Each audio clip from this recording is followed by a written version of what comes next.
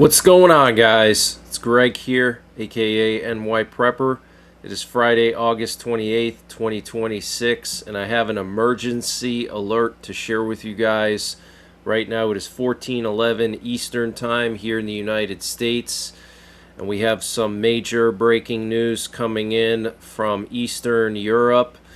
So what you're looking at here is a post on Twitter from the Polish Defense Minister, and he is announcing the immediate call-up of the Polish National Guard for the entire western half of Poland.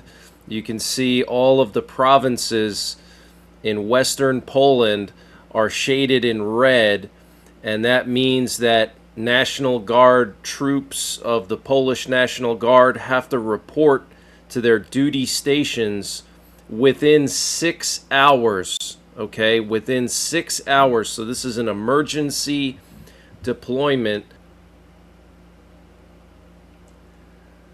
So let me read to you what he wrote here. He wrote, "We are raising the WOT, that's Wojsko Obrony Terytorialnej, that's Polish National Guard or Territorial Defense Force readiness level in connection with announcements of prolonged rainfall, strong winds, and storms." Yeah, right. I'll show you guys the forecast. It's not anything bad at all.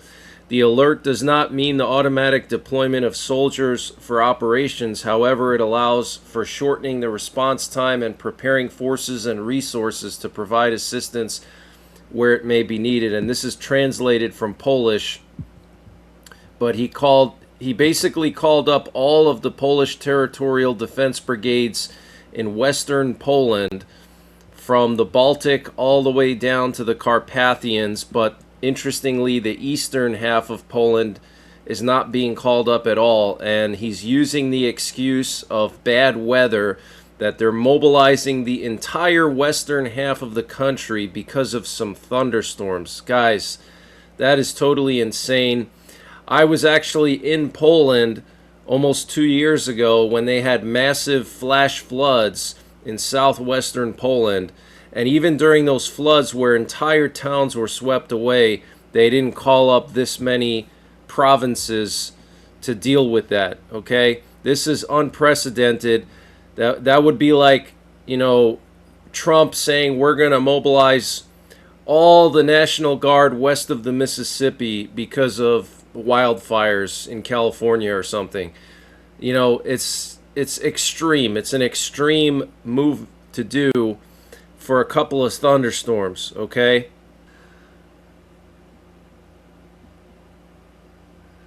And let me just read off to you all the different brigades here. The 7th Pomeranian Territorial Defense Brigade, the 8th Kuyavian Pomeranian Territorial Defense Brigade, the 12th Greater Poland Territorial Defense Brigade, the 13th Silesian Territorial Defense Brigade, the 15th Lubush Territorial Defense Brigade, the 16th Lower Silesian Territorial Defense Brigade, and the 17th Opole Territorial Defense Brigade. Okay, so you got 7 brigades of the Polish National Guard being called up within 6 hours. And then down in the Polish Carpathians and all the way up in the northwest corner of Poland, they're calling up soldiers within 24 hours, okay? So this is very, very serious, very unusual, considering all the news recently with the CIA director flying to Moscow. And multiple mainstream media outlets have since confirmed that the CIA director's trip was for the purposes of warning Russia not to attack NATO. We had Bild, the German newspaper, confirm this. We had the Wall Street Journal, Politico, Washington Post. I mean, all the mainstream media outlets pretty much confirmed this, that this is what happened, okay? And in addition to that, yesterday the president of Belarus was flown to Moscow urgently for an urgent meeting with Putin and the Prime Minister of Russia, Mishustin. Now, interestingly, also Belarus has placed their military on high alert, and they started doing snap readiness checks. So the entire Belarus military is doing snap readiness checks now. And remember, last week Russia began mobilizing troops specifically in Kaliningrad, which is the province of Russia stuck between Lithuania and Poland. It is completely landlocked from the rest of Russia. And Russia has always wanted to make a land bridge to Kaliningrad, sort of like what they did with Crimea, because right now Kaliningrad is geographically isolated, okay? There's no connection to the rest of Russia. So why would you put all your reserves on high alert in Kaliningrad if you weren't planning to attack the Baltics or Poland? You're not going to call them up and put them on high alert for an attack on Ukraine, because Kaliningrad is completely in the totally opposite direction of Ukraine. It's all the way up in the Baltic Sea. So the only reason you would do that is if you're planning to attack the Baltics or Poland. And I wanted to just show you the weather forecast for Western Poland for the next few days. It says here, Western Poland will experience warm and sunny conditions before shifting to slightly cooler temperatures with a brief chance of light rain this weekend. So they're not showing anything crazy.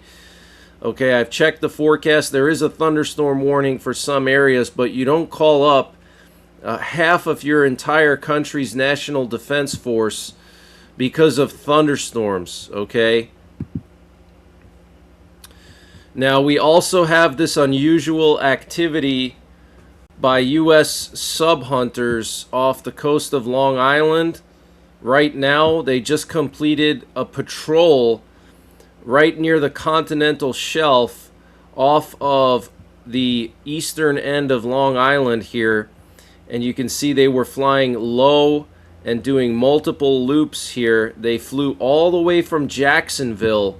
That's their home base. They flew all the way from Jacksonville to the continental shelf off of Long Island, and they spent a couple hours here flying really low. Something must have been over here, guys. This is not a normal deployment for these sub-hunters. Now, it is normal to see them off the coast of Florida, which you can actually see like one or two of them here right now. And this could be because of Trump's golf course possibly, but you can see they always fly here off the coast of Florida, near the Bahamas. They're checking for drug trafficking, but it is not normal to see them fly all the way up from Jacksonville to Long Island to do this patrol. Something must have been here. I think a Russian sub off the coast of Long Island.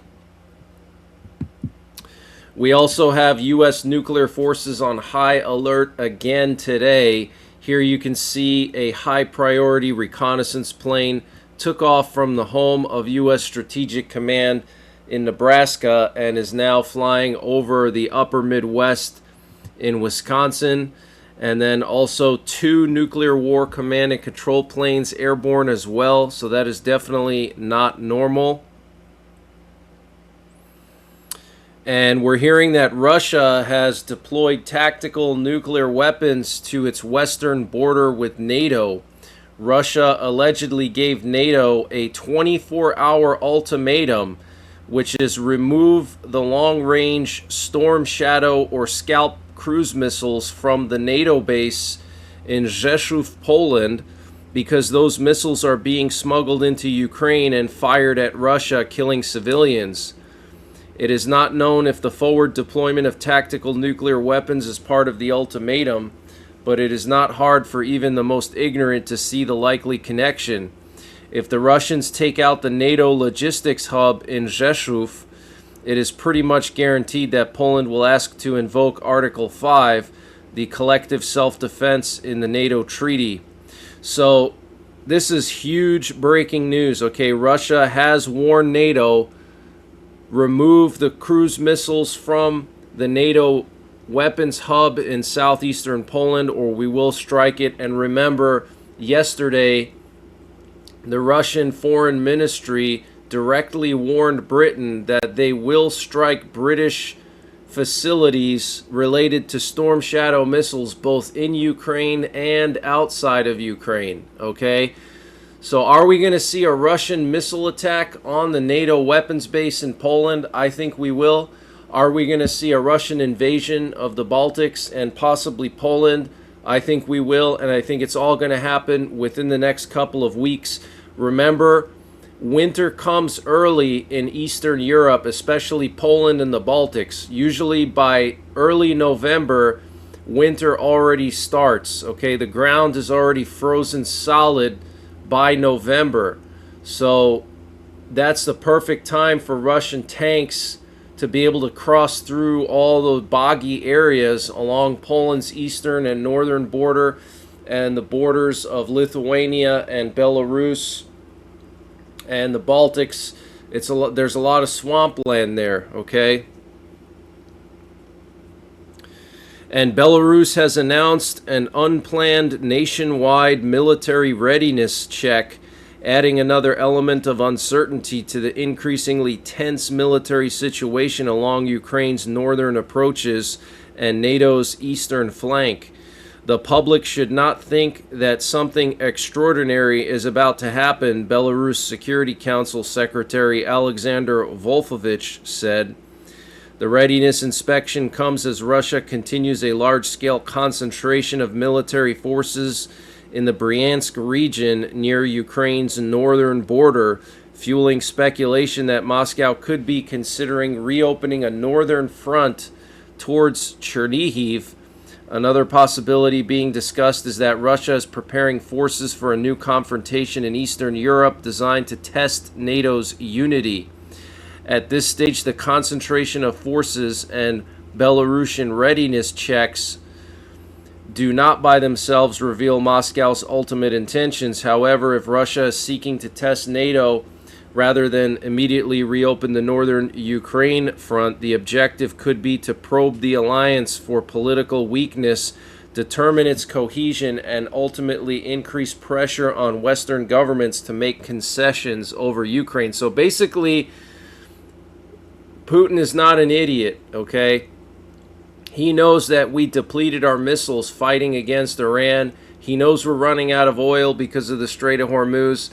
He knows we're hurting, okay? We're hurting. We lost the Iran war, guys, okay? Iran hurt us pretty bad. Yeah, we hurt Iran bad, but they hurt us bad too, okay? And we didn't really win that war. Yeah, we took out the Ayatollah Khomeini, but his son just took over, so there's really no change. But Putin knows that NATO for the last few years has been funneling weapons into Ukraine at the expense of their own defense, because the Europeans think, okay, Russia's never going to attack us, so let's just give Ukraine all of our weapons, because Russia wouldn't be stupid or crazy enough to actually attack Europe. So let's just give Ukraine everything and let Ukraine be the sacrificial lamb and let Ukraine bleed for us here in Europe. That's basically their policy. They're sacrificing Ukraine to weaken Russia, okay? And what Putin knows that. He knows that there's a lack of defenses in places like the Baltics, and he knows that the Western Europeans don't have enough missiles and manpower to back up the Baltics if he invades them. He knows, okay? So this is a huge opportunity for Putin, and I think he's going to take advantage of it. And Politico reported that Russians are starting to flee to the Republic of Georgia in the Caucasus Mountains en masse amid a massive quiet mobilization in Russia. There are huge flows of people and vehicles at the border. More than 113,000 Russians crossed the border last week. Georgia has seen a similar situation before in the autumn of 2022. Okay, so this is like history repeating itself.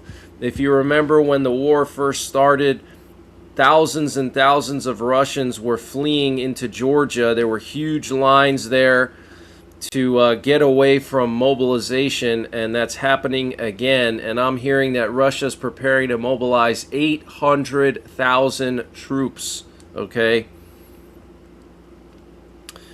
And Poland has deployed 28 K2 Black Panther main battle tanks to its border with the Russian province of Kaliningrad.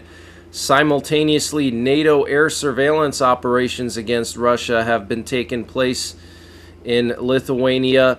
And what's interesting is that these main battle tanks were received from South Korea just 2 days ago. So literally Poland just got these tanks 2 days ago, and now they're already deployed right to the border of Kaliningrad. And this update was sponsored by EMP Shield. Guys, EMP Shield has created a special discount just for you, the listeners of the NYPrepper channel. If you go to empshield.com and use the promo code NYPrepper, you can get 15% off your entire order. And why do you need an EMP Shield? Well, this is a special device to protect your vehicle, your RV, your solar generators, your radios from an electromagnetic pulse, which could be caused by a solar flare or potentially a rogue country like North Korea detonating an electromagnetic pulse weapon over the United States that's mounted onto a satellite. So protect your vehicles, protect your RV, protect your radios, protect your generators with an EMP Shield. Use my promo code NYPrepper to get 15% off. Installation is super simple. This is a veteran-owned business, 100% American-made, and the EMP Shields have been tested by the military, okay? And free shipping is included to the entire continental United States. And the link and the promo code are in the description below this video. And following a request from Finland, Sweden will deploy military units to Finland to assist with surveillance and patrols along the Finnish-Russian border. The deployment will include JAS-39 Gripen fighter jets and Swedish warships. Okay, now speaking of Sweden, we had a Swedish reconnaissance plane patrolling the border of Poland and Kaliningrad last night, specifically a Gulfstream S-102B Korpen, and that plane is a signals and electronic intelligence plane, and it was flying back and forth doing multiple passes along the Russian border in Poland. Also, we had a Belarus VIP leave Minsk, the capital of Belarus, and fly to Moscow. We also had a Lithuanian border guard plane fly towards the border of Russia in Lithuania. And then we also had a Polish recon plane flying off the coast of Poland in the Baltic Sea. Here's that Swedish recon plane making back-to-back passes there. And Russia's defense ministry announced the successful combat training launch of a mobile solid-fueled ICBM from the Plesetsk Cosmodrome in northwestern Russia in the Arkhangelsk region. The strategic missile forces deployed a mobile launcher battery to a remote area before firing the missile across the country to the Kura test site on the Kamchatka Peninsula, located more than 4,160 miles to the east. Video released by the Defense Ministry showed the missile launch from a forested location. The military said the goal of the launch was to confirm the tactical, technical, and flight characteristics of the missile system. All assigned tasks were completed in full, adding that the ICBM maintained a flawless trajectory. They did not identify the missile used in the launch. So, guys, Russia just tested an ICBM. It's really escalating quick, okay? And remember, 2 weeks ago, the U.S. did their own nuclear war exercise with all of our doomsday planes and nuclear war command and control planes, and they were sending out high-priority nuclear codes, okay? So something is about to go down. We're going to see an invasion of NATO by Russia. This is something I've been talking about for years. I've been warning about this, and it looks like it's finally going to happen. And U.S. intelligence believes the 6-month war with Iran may be creating a dangerous new opening for Russia, with the Kremlin reportedly viewing America as militarily weakened and potentially more vulnerable to Russian escalation against U.S. interests and allies in Europe. According to the Washington Post, a classified CIA assessment preceding Director John Ratcliffe's secret visit to Moscow concluded that the Kremlin sees the United States as weakened by the prolonged Iran campaign and may view the situation as an opportunity to increase pressure in Europe. Wow. And U.S. officials reported that Trump personally dispatched the CIA director to Russia. And U.S. officials also said the U.S. CIA director told Russia the U.S. commitment to the NATO alliance and Article 5. Okay, so we have multiple sources now confirming this, but Trump did personally dispatch the CIA director. Okay, so regardless of what Trump said, Trump tried making it seem like, oh, you know, this is not a big deal. He obviously knows what's going on, and they had a briefing after the meeting with the Secretary of Defense and the Joint Chiefs of Staff, so it had to be something very important. And Russia has now confirmed the highest level intelligence contact behind Washington's extraordinary warning over a potential future confrontation with NATO, with SVR Director Sergei Narishkin acknowledging that he personally met CIA Director John Ratcliffe in Moscow. Narishkin said the two intelligence chiefs discussed issues within the competence of the intelligence services, but declined to reveal the substance of their talks, describing meetings between intelligence leaders as normal practice. Yeah, right. And Trump implicitly confirmed that the CIA director's unannounced mission to Moscow carried a direct, high-stakes warning to the Kremlin against initiating attacks on NATO territory. A reporter asked him, did CIA Director Ratcliffe deliver a warning to Russia not to attack NATO territory? Trump replied by saying, I don't want to comment on that, but they're not going to attack. Okay, so Trump basically acknowledging that that's what it was about, because he said, I don't want to comment on that. Okay?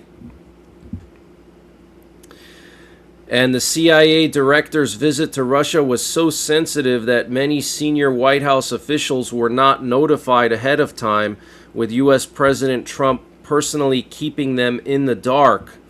And European officials briefed on the meeting afterwards say that Ratcliffe emphasized to Russian intelligence officials that the U.S. remains committed to NATO's Article 5. And a leaked letter from the European commissioners representing Lithuania, Latvia, Estonia, and Poland warns of a deteriorating security environment, including increasingly frequent airspace violations and drone incursions, and calls for roughly $115 billion to reinforce Europe's frontline defenses. Wow. Priorities include providing protecting energy infrastructure, expanding strategic stockpiles and shelters, strengthening cyber defenses, and improving military mobility. So the Baltics and Poland officially sent a letter to the EU saying, look, we need $115 billion to reinforce our borders with Russia. That is huge, guys, okay, saying that there's a deteriorating security environment. So they're basically panicking. They have intelligence that Russia's massing forces on their borders, and they don't have enough resources to stop it, okay? And Ukrainian drones struck Russia's strategic bomber base this morning in Engels, and Russian missiles attacked western Ukraine overnight next to the Polish border. And Ukrainian drones attacked Moscow last night and multiple provinces in western Russia. And yesterday there were the most amount of air raid alerts in Ukraine since the war started, a record of 13 air raid alerts across the country. Wow. And Zelensky said today that he wants Ukraine to be able to launch 1,000 long-range drones towards Russia daily. Wow, that's insane. And remember, guys, there was that information that leaked out that the U.S. has intelligence that Russia is preparing to nuke Ukraine potentially. Okay, so that's another thing we got to keep an eye out for. And Russia has reportedly crossed a new threshold in AI-enabled warfare with a fully autonomous attack drone selecting its own target in Ukraine and causing civilian deaths for the first documented time. According to the New York Times, a Russian Molniya drone equipped with a NVIDIA Jetson Orin commercial AI computer was involved in the July 6 strike on a gas station in Zaporizhia that killed 3 Ukrainian civilians. Ukrainian investigators determined that the drone had no radio control antenna and was not being piloted remotely. Instead, it was programmed to reach the general target area before its onboard AI independently identified and selected the specific object to attack, believed to be propane tanks. Investigators were able to examine unencrypted terrain imagery and object recognition software stored on the recovered computer, providing evidence of what categories of targets the system had been trained to recognize. So this is like real-life Skynet, guys, real-life Terminator. And the U.S. Trump administration warned Israel against carrying out unilateral strikes against Iran. Wow. And Israel informed the U.S. of continued implementation of periodic strikes in Gaza and Lebanon. And the U.S. Central Command released a new video update from Admiral Brad Cooper announcing that U.S. forces cleared an international shipping channel of mines and declared the Strait of Hormuz open. And the U.S. Treasury Secretary said 130 million barrels of oil passed through the Strait of Hormuz in the past 2 weeks, which is really not that impressive because the U.S. on average consumes over 100 million barrels of oil a day. Okay, so 1 day worth of oil transported in over 2 weeks. And according to satellite imagery, only 5 cargo ships passed through the Strait of Hormuz yesterday, while the 10-day moving average has been 15 vessels. Wow. So only 5 ships, guys, and they probably weren't even oil ships. And the U.S. military struck 3 Mexican drug cartel drones using high-energy laser weapons near the U.S. border this week, according to Reuters. Wow. But that's the latest breaking news that I have. I may be back later on tonight with a live update. In the meantime, check out my 24/7 live stream for round-the-clock updates from my wonderful moderators. And until the next time, take care, God bless, and don't forget the 3 Ps. Prepare, practice, and persevere. And before I continue with the breaking news, I wanted to mention the sponsor for this update, which is Matt Hat Jerky. Guys, if you're a beef jerky lover like myself, you got to try Matt Hat Jerky. This is the best beef jerky I've ever had.